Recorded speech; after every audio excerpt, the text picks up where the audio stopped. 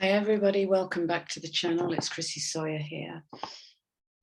Okay, this might go into two videos. I'll see how long it runs. So I've been getting messages to check out the astrology for July because there's going to be some kind of big shift happening.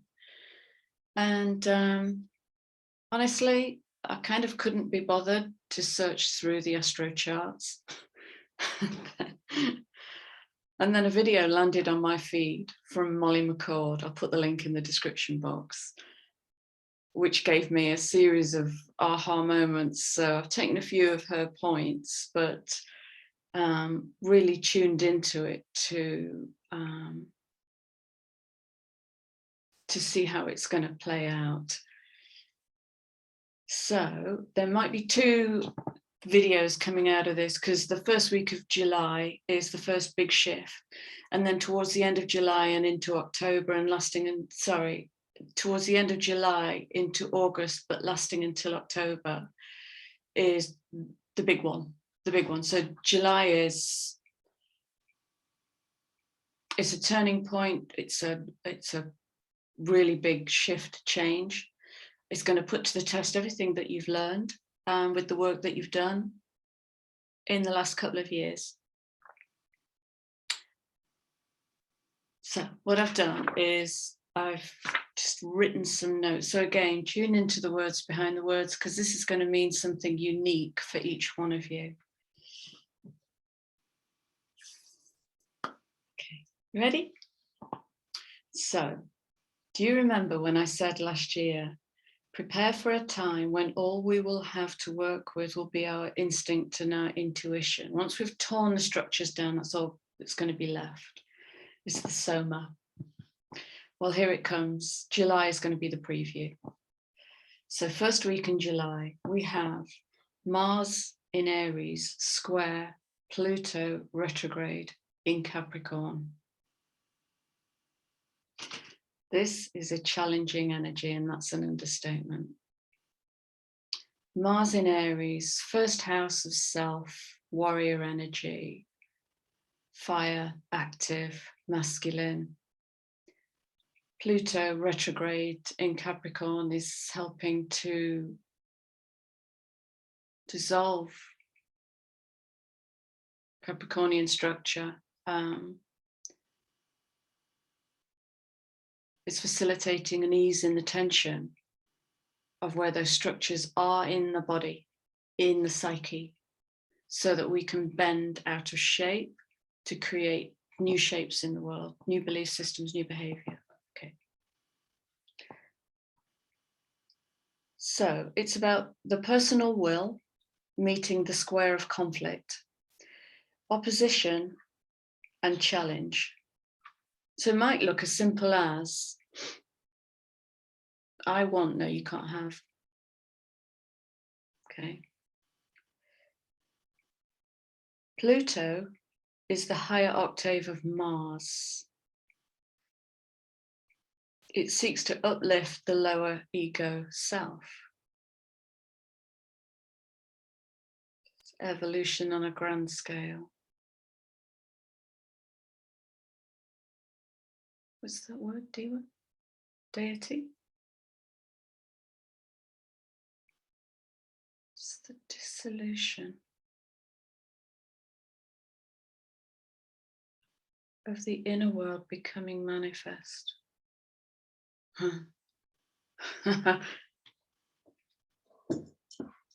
Falling apart. So this is the movement out of the id of I want into the superego of, well, how can we do this? What other ways can we find to do this? So the id is that child self, I want. Ego is you can't have. And I will do anything to stop you having because my job is to maintain the status quo. Okay, so imposter syndrome, all of that stuff. Superego is the adult. So we're growing up. It's more heart-centered. It uses creative sensory perception over logic and rationale. And I've made that sound a little idyllic. I don't mean to, because it isn't. It's a very difficult energy to work with, and I'll explain why. It's so easy to give a stock response to a stock problem, to stick around and win the point by pursuing an old goal that made you look good or successful or ambitious in the world. It's easy to control the child having a tantrum in a supermarket, the id, using shame and a threat of some kind of abuse. This is the falling of the narcissistic parent who cannot bear the shame of a natural child behaving naturally with all it currently has to work with, the id. An adult parent might ask, how can we make this happen in a playful way? Win-win. An adult parent might ask, sorry, same question. So that question will nudge both parties, parent and child, out of their intellect. And this is a big thing I'm seeing. It really started happening probably 2 weeks ago. Intellect is loud and proud, and the intellect is dissolving. Okay, I'm putting up a good fight. This question will nudge both parties out of their intellect and into their creative imagination, and anything can happen in that space.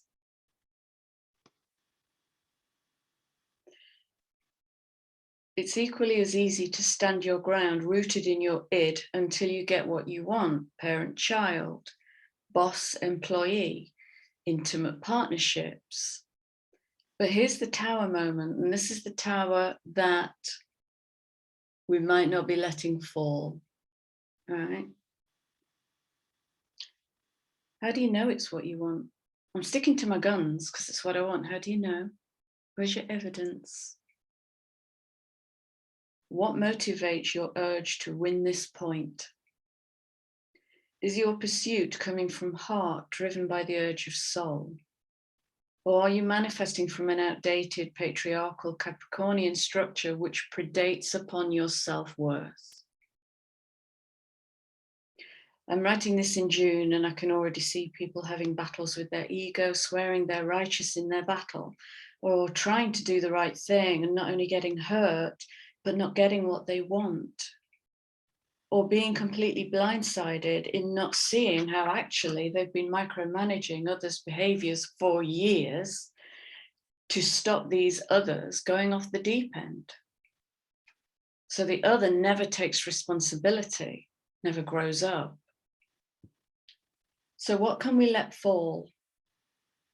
What new outcomes can we experiment with, and how can we leave others to feel their own feelings and deal with their own story without our interference or codependency?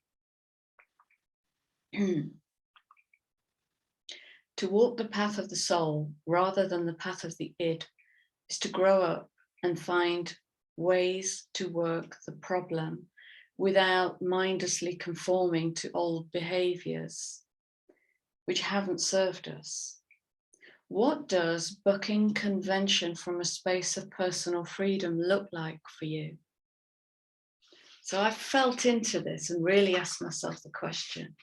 For me, it looks like piercing the membrane between worlds, the transition point between knowing and not knowing, and the subsequent release of what I know so far. So there's the sacrifice for the uplift.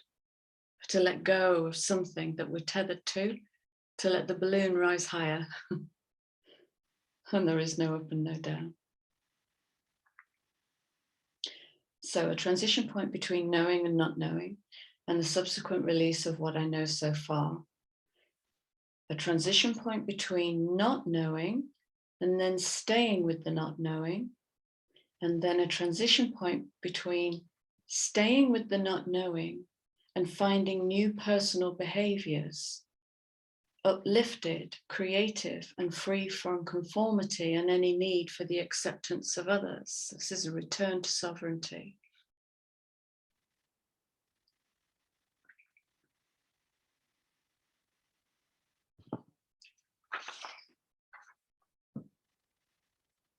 Okay, it's less time than I thought. I'm going to go straight into the big one.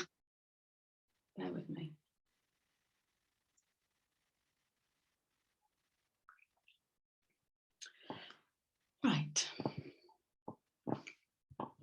Then we move into mid-July. Okay.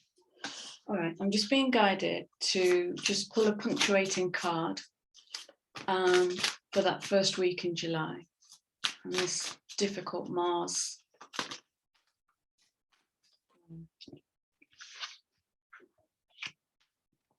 Absolutely. Oh my gosh, absolutely.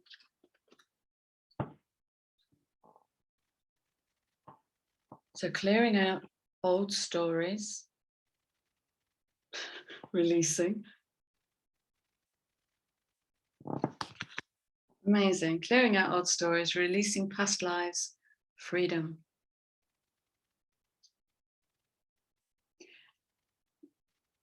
Yeah, I'm not going down there. That's too complicated. Yeah, right, brilliant. Okay,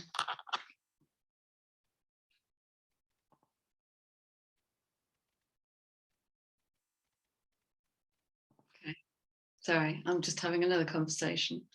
I'm going to move straight into mid-July.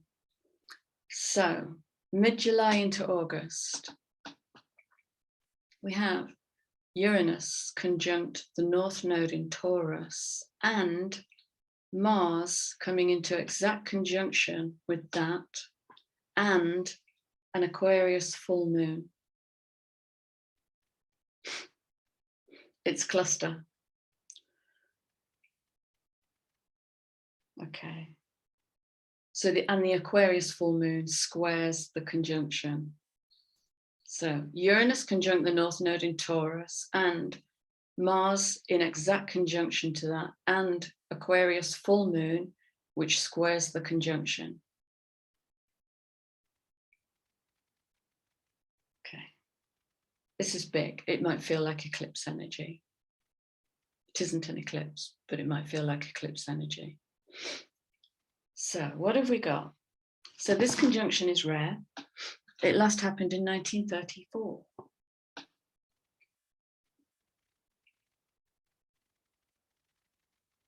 So 1934 to 1942 was the Second World War and the Great Depression.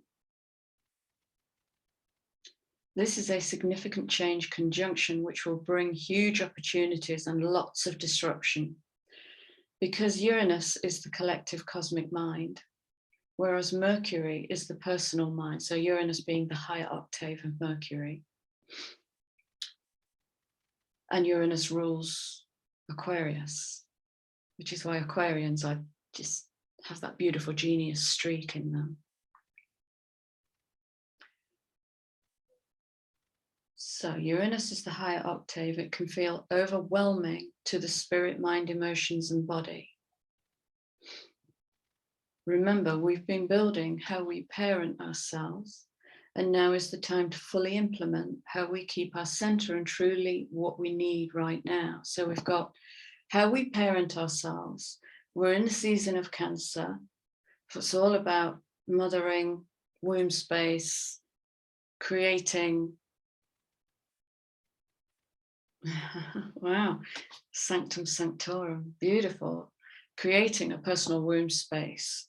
Because personally, I'll come to it in a minute, but I've had to find new ways to manage my field. And I'll come to that in a minute. Right. So yeah, Cancer, what was your first emotional experience? What patterns did that build? And how can you uplift those now to better parent yourself? So what do we need right now? What do we need that's free from all patterning, which may have prevented a wholesome, unconditional self-love? Okay. Aquarius is about social revolution, and our collective addiction to toxic belonging is being challenged, will be challenged. If we don't pull down our own tower, it will get pulled down with social change or challenge. And so we can do it elegantly and in control, or like we're being beaten half to death. Bloodied and staggering. I'm being dramatic. I love a touch of drama. Okay. I'm currently seeing lots of personal ego battles. And it's always one ingredient preventing that person from rising. And it's the threat of showing up differently. It always comes back to that. It starts at school, doesn't it?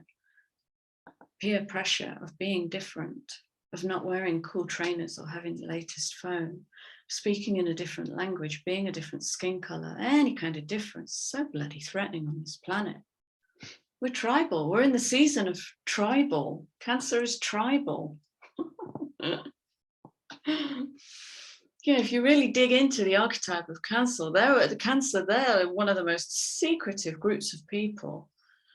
I know they play their cards very close to their chest, and so getting a Cancerian to open up and come out, I mean, it's all shell.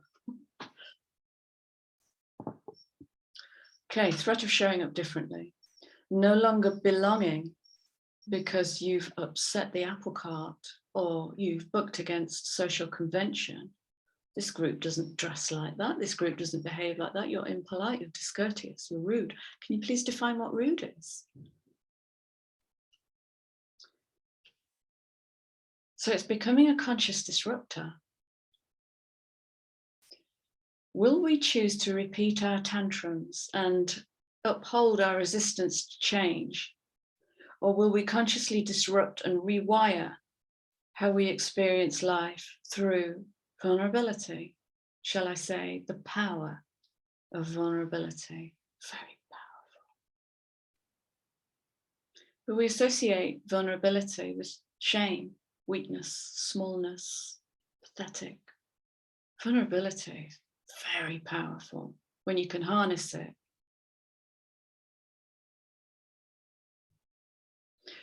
So I'm experiencing in my corner of the world, people having personal retrogrades like, for fuck's sake, Chrissy, I was here 6 months ago. Why am I here again? I thought I'd done this. Yeah, there we go again.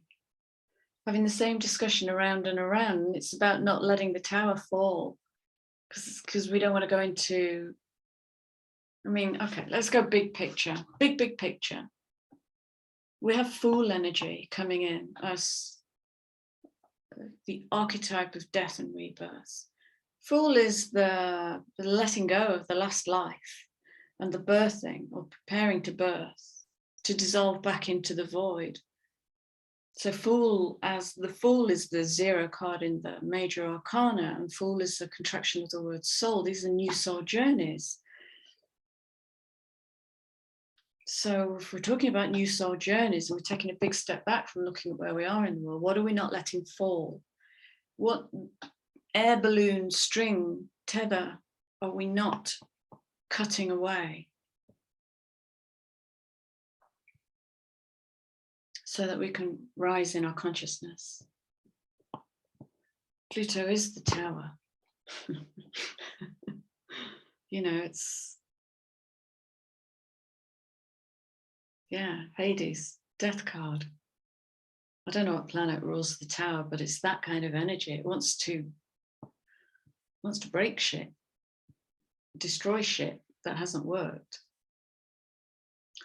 So yeah, remember, this is all happening in Cancer season, which is asking, in all of this, what are your primary emotional needs?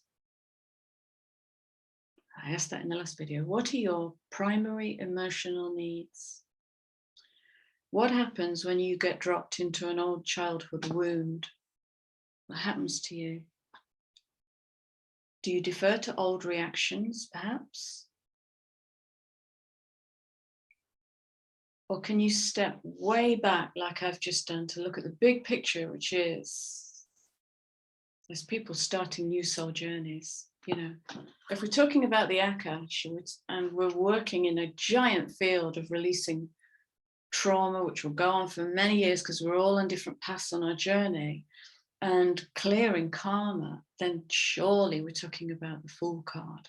Now, the Fool card must be willing to look a fool.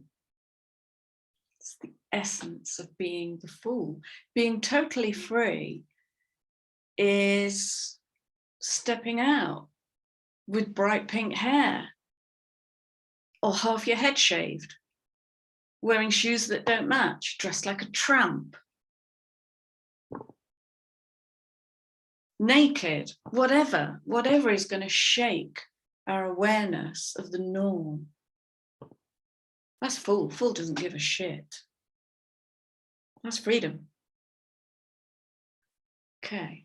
Childhood wound, do you defer to old reactions, or can you step way back and see a bigger picture and make a different heart-centered choice? What's my emotional need in this? What does my heart say? So the heart will lead you into an adult response, and that adult response might be as simple as silence. Silence can be a deeply uncomfortable space for people to be in. Because in the silent space is where we hear the song of the heart. Okay. Listen and silent contain the same letters. And now we come into the generational wound of, actually, did your parents have to shut down their heart? And how much of you has shut down your heart in response to that? And how much of you is carrying that ancestral wound? How do you gift yourself the experience of vulnerability? Who are you without this inherited story? What if you empty your library of all you know so far? What's that like? So, for about a week now, well, I've been writing these notes for days, so for about 2 weeks now, I've been with the words unification and acceleration. Before all of this hit my field, unification and acceleration. And that's what was giving me the prompt, look into July, but I was lazy. Imagine being given access to your inner vault, to all you came here to be, and to all you already are. And now pause to ponder how you manage the gap between those two aspects, all you came here to be and all you already are.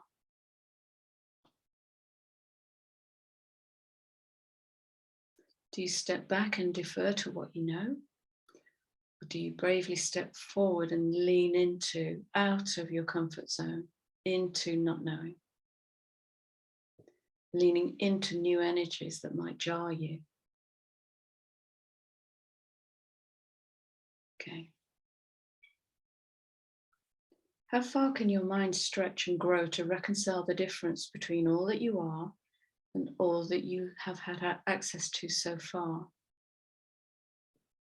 I'm seeing bits of unification in new ways, like in an embodied way. I'm feeling them rather than just observing them. So I can feel in my body now. This is me sharing personal stuff, but just to kind of help you tap into where we're going with this. It's the collapse of the milfoil that I was talking about. It's the collapse. Separation is an illusion.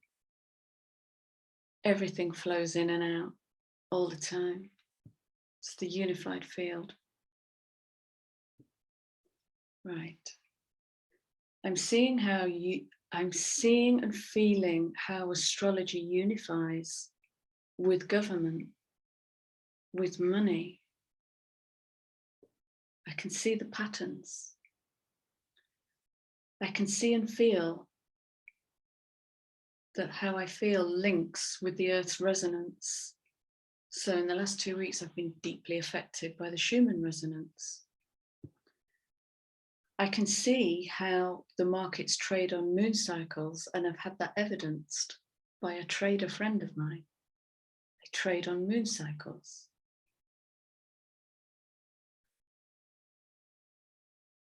I can feel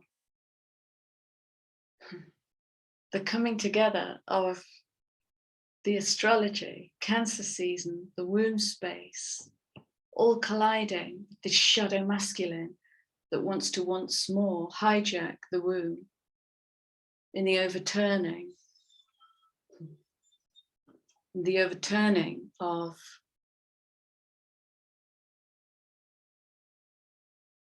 the legalization of abortion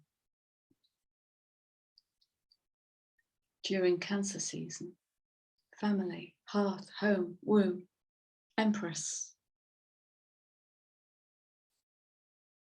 And then I noticed that abortion was made legal in 1973, 29/11/2 year in the collective. That's about dissolving the old, dissolving an old decision, uplifting it to rebirth it into a better outcome. For the collective, a decision now overturned in a year of twos, make the right fucking decision. And where did sovereignty transfer to a constitutional right over the womb? The body belongs to the owner. The body belongs to the spirit. It's your sovereign right to do what you want with your body. It is not constitutional, and this is not a given right. It's inherent. It's inherent. And then remembering when I used to run drum circles and how together we could turn the wind. That was pretty special. And remembering the day I ran out to drum in the storm I could see coming, to get soaked through where my drum became like a wet sock, but I kept drumming and it was lightning and thunder and it was epic. And I came in with my eyes wide open and my hair on fire. Waking up with the song, Build Me Up Buttercup, and then hearing it 3 times in the next 24 hours. What the hell? I need to look at the lyrics to that song, not one of my favorites. Or waking with a specific thought and seeing it happen in the world. Witnessing more and more people overshadowing in front of me. I can see people's aspects coming through them. That's only in the last 5 or 6 days. Showing me their other selves. And I'm witnessing another rise in telepathy. So it's all opening up. Our access to the unified field is all opening up. I'm seeing a more unified field. Or are we still sticking to the coincidence story? Okay. Access to the cosmic field is opening up. And remember, I think we've got Neptune retrograde in Pisces. Is Neptune still retrograde in Pisces? Access to the cosmic field is opening up, and I and others have been experiencing psychic overload. Downloads are coming in too fast. I haven't got the wiring, I haven't got the circuitry. Too fast to process, which links back into our message, take your time. And me having to find new ways to manage incoming information streams, because they're different. The other day I was trying to convey a message I got, and the only thing that was left to do was to make a hand signal. Had no words and no shapes, no subconscious for it. I don't know what it is. And then a loud message comes in. If you saw all there is to see right now, it would cause psychosis in the collective. And then Monday evening, I hear the words, the earth is cracking open and I'm shown a new harmonic. What the hell do I do with that?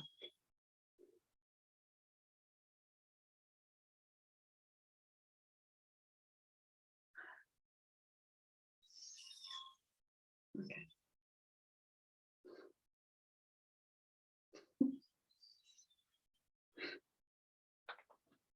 Wow, it's beautiful. Wow, that's pretty nice. Eyes to my tears. Okay. So I was just played, I'd like to teach the world to sing. And with the words, will you sing it?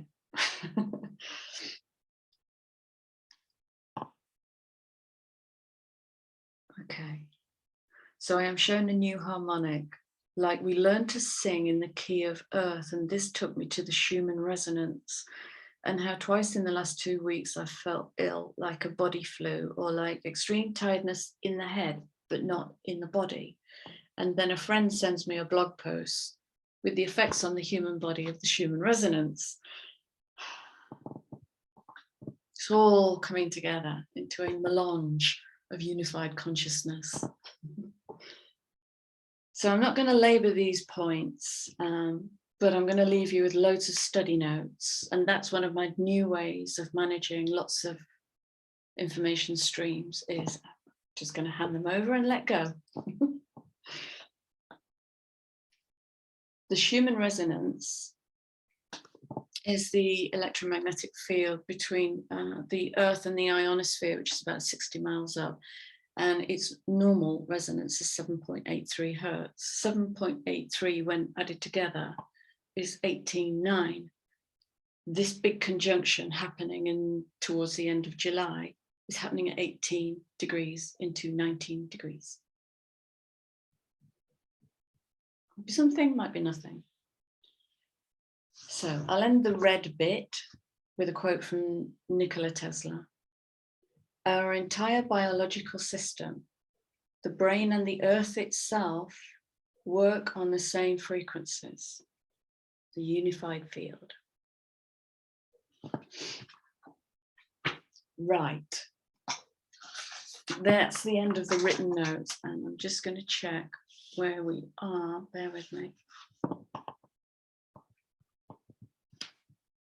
So about 31 minutes. End of notes. So I'll timestamp this. Right, let's pull some cards. Let's have some fun. Right, I've been observing. There was a red mark here when I came to camera, and yesterday my personal card was, there's something going on in my higher heart. So it's moving up into the base of the throat now, and it's easing now. So that's just me witnessing the soma and what it's up to. Where are we pulling from? Yeah. Okay. Shall we just, let's go umbrella, July.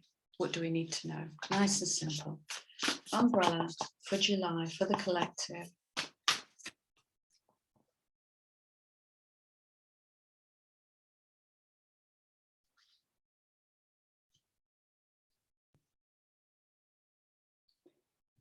All things are simple and made easy with the process of harmonics.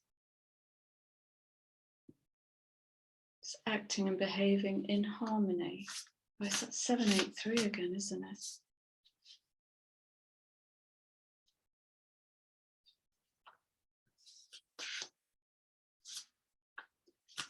Right, okay. So I'm being shown the earth as the heart, and it's about behaving in resonance with the heart. It's about aligning to the heart.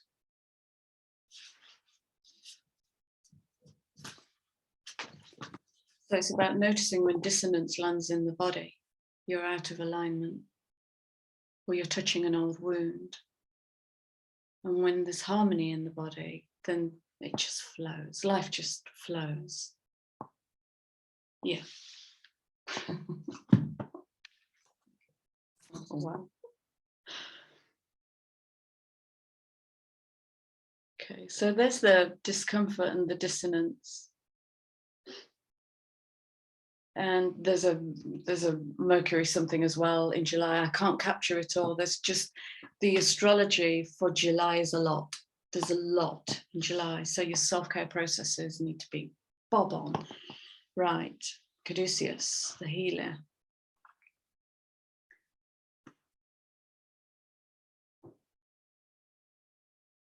So what I'm getting with this is there's a balancing. You balance the messages. You balance the messages through the heart. What did somebody say the other day? I run it by the heart.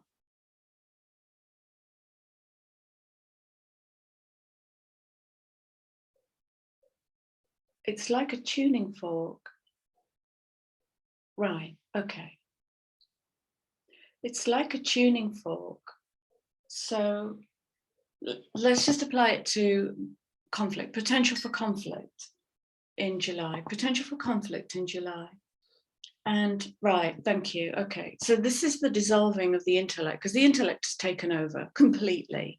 Intellect and ego all mushed together, thinking they can process emotion, and they cannot. But society has no room for us to somatically process live in a conversation. So we go to the intellect because it's quick and it's sharp and it's clever.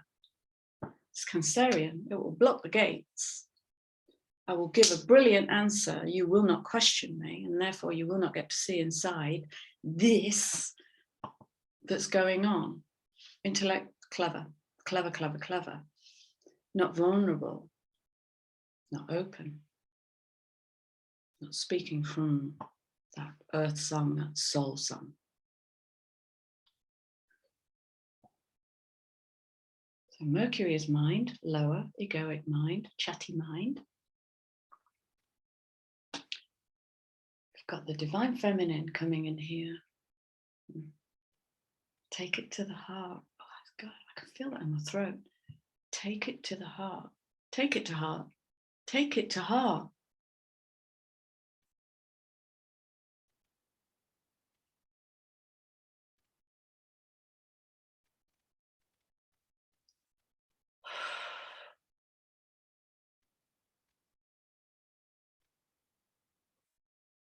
This is a weird energy. Nothing is happening and everything's happening. And my body started shaking. There isn't a thought in my head.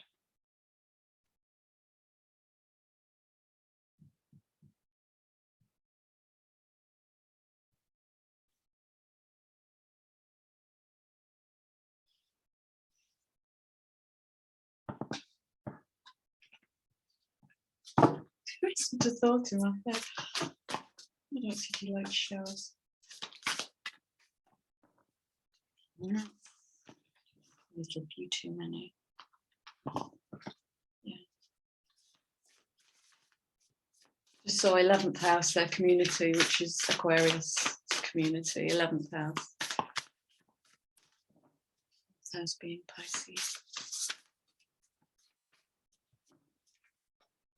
You want me to go there? Yeah, I want to go there too.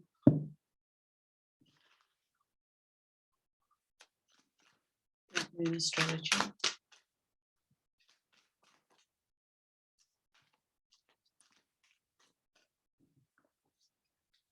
I don't know what's just happened.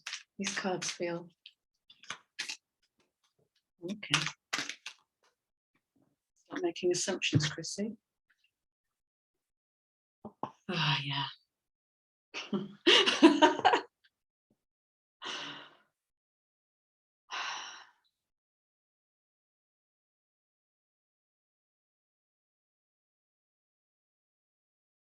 Well, you just witnessed an ending and a beginning. Take it to heart. I need to write that down. Take it to heart. Oh, wow. Not to ego. Oh, wow. What a lie. What a lie.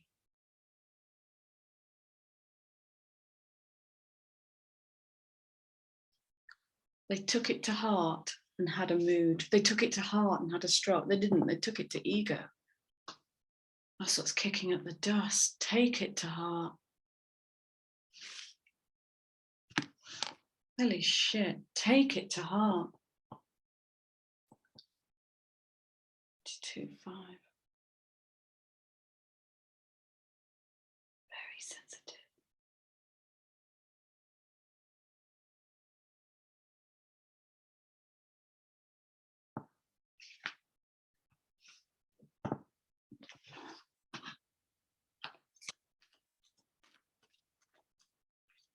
Talk to me about take it to heart, please.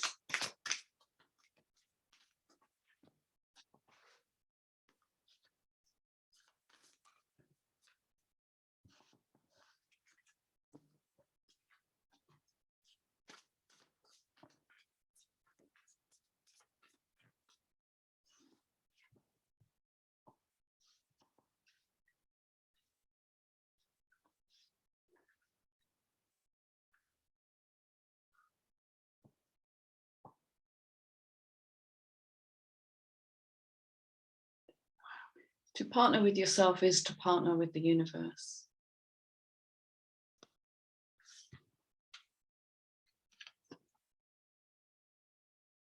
Stand still. Gather what you need.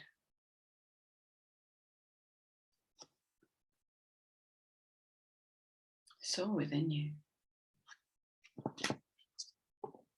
Here we go again. We're writing our own contracts.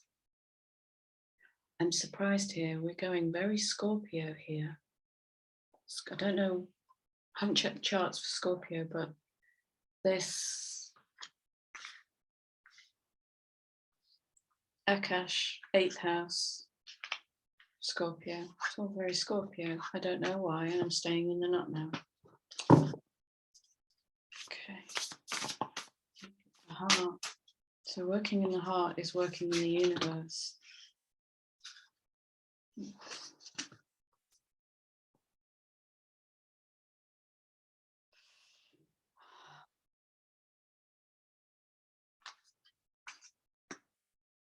I don't know what just happened.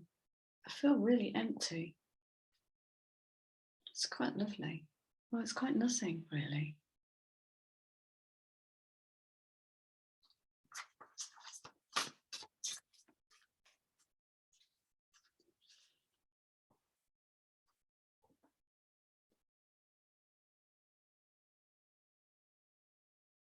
Learning to cultivate vulnerability will see you through the next 3 or 4 years of gigantic shift.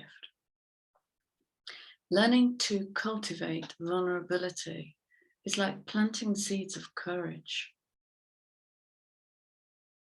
Taking it to the heart is to be vulnerable in the field of change, in the face of change, to be vulnerable. If we're writing our own contracts, well, there's vulnerability in that, because shit, what if I don't get it all? What if I mess it up? Just do it. Just do it.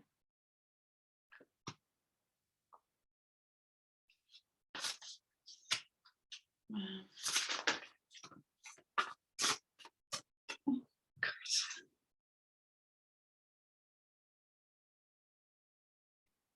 Now we're talking.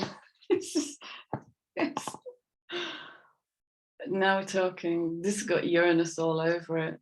44/8. God, yes.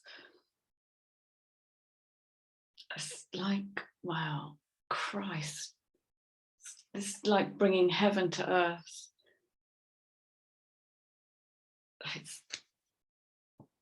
It is. It's like that. I'm getting that 8 energy. I'm working between consciousnesses, working from the cosmic to the physical.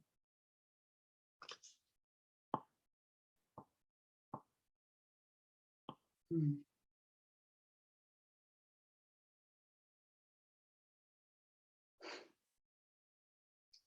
does the crow know its body is just an avatar? Or does it know it is a conduit for change?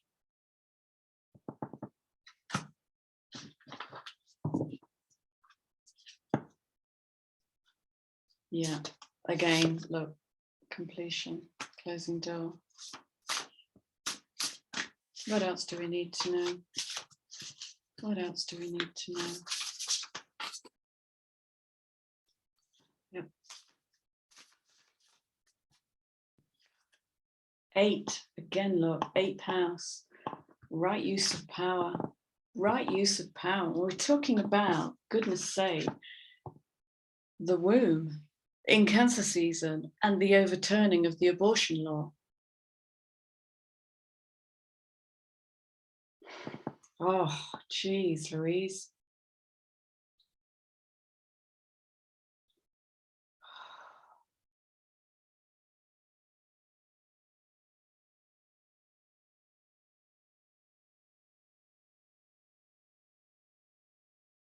Something in me wants to rage right now.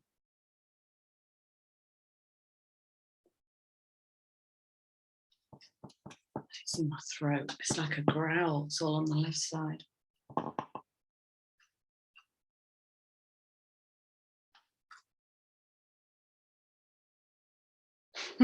That would be amazing. That would be amazing if every human being on the planet bought a crown and wore it. That would nullify hierarchical power in an instant. In an instant. And it's playful.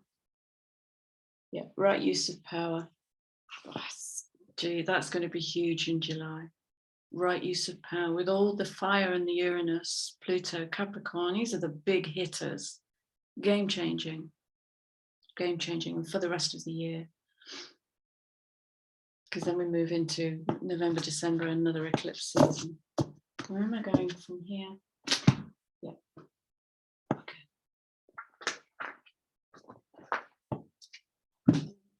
Actually, I'm curious about the archetypes. What archetypes are going to get challenged during July?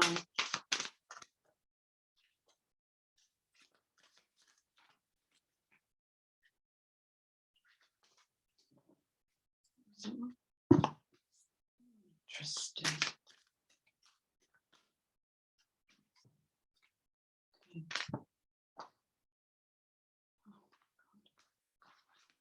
Oh, wow. Yeah. Okay.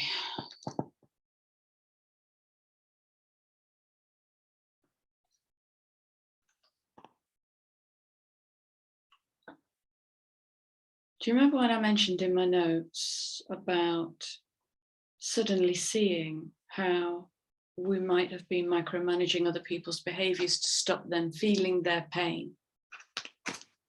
Well, this big movement in July is happening in Taurus, which is the physical, the North Node, the destiny point, where we're headed. Okay. So if we're talking about physical, we're talking about our physical made world, our relationships, our homes, our jobs, our cars, our businesses, all the physical things, our luxuries. And if we're talking Midas, Miser, we're talking about change, okay?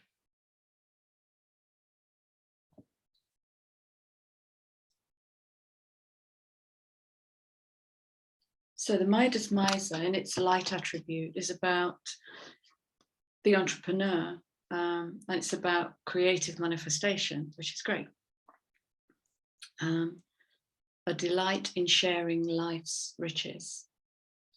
And in its shadow, it's about hoarding money. So that's fear-based, and emotions. It's about the obsessive fear of losing wealth. So that's the end of lack, poverty. Okay. So that's a system that predates upon our self-worth. Our self-worth is measured in a Capricornian way about what we have in the physicals, the car, the job, the holiday, the clothes, the shoes. Bullshit. Bullshit. It has to come down. And so the rescuer, in its light attribute, gives in love, and that's it. It just gives in love, and that's it. Full stop. The rescuer in their shadow gives and expects return, and in the absence of that return will move to resentment. I gave and I gave and I gave. So that's going to come in. And look at this. We're talking about Capricornian structures.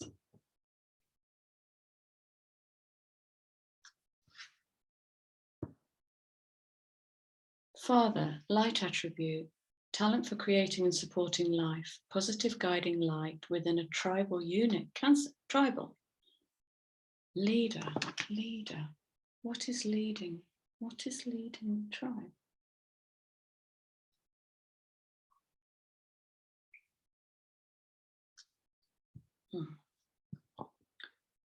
Shadow attribute is dictatorial control and abuse of authority. Well, welcome to Earth PLC. Dictatorial control and abuse of authority.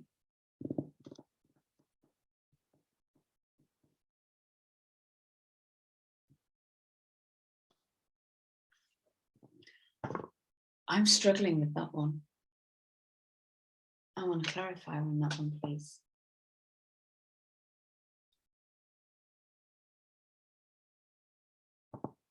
Because my mind cannot conceive of a father figure in its light attributes.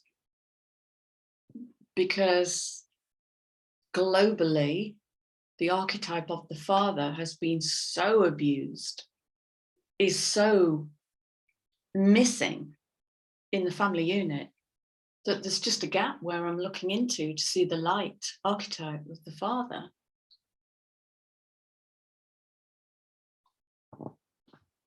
Father, missing fathers, which is why we perpetuate war, so we can keep destroying men and become a nanny state. Fathers have been missing. They are at the core of the abandonment wound. In my experience, as someone who works with childhood trauma. I don't know why I'm pulling these cards.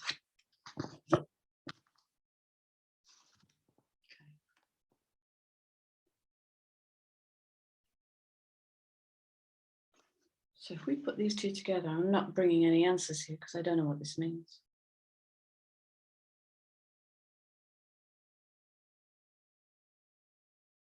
But here's my question to stretch the mind. Leave a comment. What do these cards mean to you?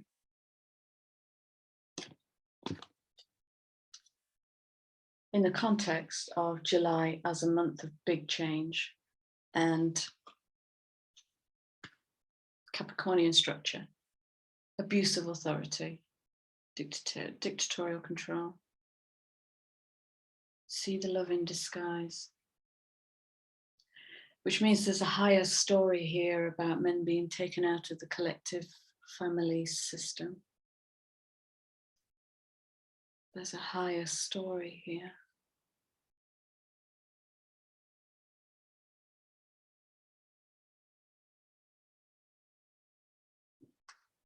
Okay, and stay in the question of that.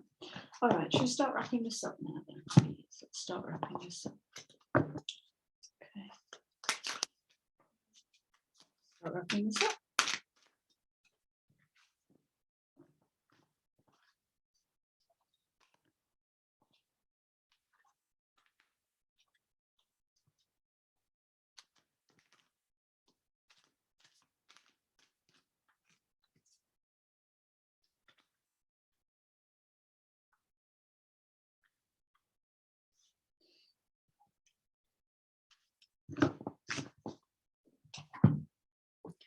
So you saw me shuffling those cards, and did I not pull these two out the other day?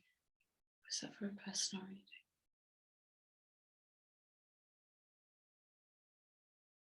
reading? No, it was for a collective reading, because I don't use these for clients.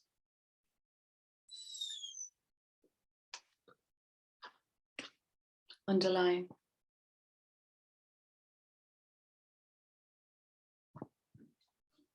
Underlying. So this to me looks like, this just feels like, so it's that Five of Cups being left out. This is about the predation of your self-worth, not feeling good enough to be included, to be successful, to create gold, to be Midas, whatever. And it's the transition out of that through change and chaos, all right? It's not going to look pretty. I'm pretty sure of it. It's not going to look pretty, and I could be wrong, into a new kind of success and abundance, a new kind of success. Meritus, maybe, meritus success, loving success. Abundance of truth, abundance of heart, soul-centered path, soul-based chariot. Yeah. Yeah, it's the end. It's the end. It's all coming down. Codependency. How can we let other people feel their shit? It's the greatest, one of the greatest gifts we can give to one another is to stand back and just hold while someone else feels their pain, has their tantrum. It's one of the greatest gifts we can give to people without fixing, solving, or mending. Right, that's it. Let's go. Cheeky abundance card, and then I'm off to get some hot tea because mine's gone cold. Okay, let's have a closing message, please, from the cheeky abundance deck for July. Okay. Absolutely. Reframe, reframe, reframe. Every core belief, every behavior, every reaction, every resistance, every self-righteous, self-justified, intellectual response to my heart's hurting. My heart's hurting. This is happening for me, not to me. Right. I'm going to call this Take It to Heart. Take it to heart. Fabulous, fabulous, fabulous. Right, everybody. I love you guys. Thank you for being here. I hope this playtime is still fun in some kind of way. Please drop me a comment, like, share, subscribe, whatever. Take care. I love you. See you soon.